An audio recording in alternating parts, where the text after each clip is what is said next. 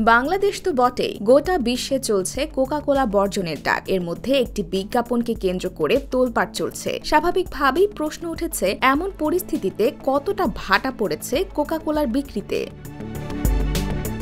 বলা হচ্ছে, বাংলাদেশে গত বছরের তুলনায় চলতি বছর কোকা-কোলার বিক্রি কমে গেছে 60%। নাম প্রকাশ না করার শর্তে ঢাকায় কোকা-কোলার একজন মার্কেটিং ডেভেলপমেন্ট অফিসার জানান, তার বিক্রয় অঞ্চলে গেল বছর 2 থেকে 2.5 কোটি টাকার কোক বিক্রি হয়েছিল, সেটা এখন 1 থেকে 1.5 কোটি টাকার মধ্যে চলে এসেছে।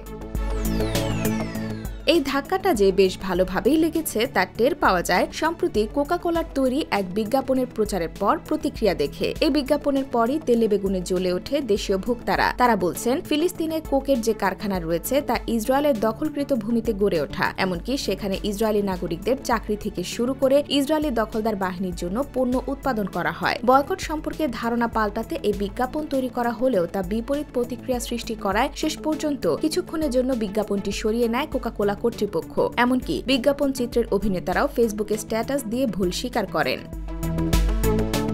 ভোক্তারা বলছেন, বয়কটের প্রভাব বেশ ভালোভাবেই পড়েছে কোকা-কোলার বিপণনে, ফলে তাদের বিজ্ঞাপন তৈরি করে কোক খেতে উৎসাহিত করা হচ্ছে। এমনকি বিতর্ক এড়ানোর কৌশল হিসেবে বিজ্ঞাপনে তারা দখলদার ইসরায়েলের নামও উচ্চারণ করেনি। শুধু বাংলাদেশেই নয়, কোকা-কোলা বয়কট চলছে বিভিন্ন মুসলিম দেশে। এমনকি কোকের বিকল্প হিসেবে প্যালেস্টাইন কোলাও বাজারে আনা হয়েছে। খোদ ইউরোপের বাজারে ব্যাপক জনপ্রিয় হয়ে উঠেছে সেই কোমল পানীয়। উপরে উল্লেখিত বেশ কিছু তথ্য তুলে ধরে একটি প্রতিবেদন প্রকাশ করেছে BBC Bangla. IBTV USA, new York.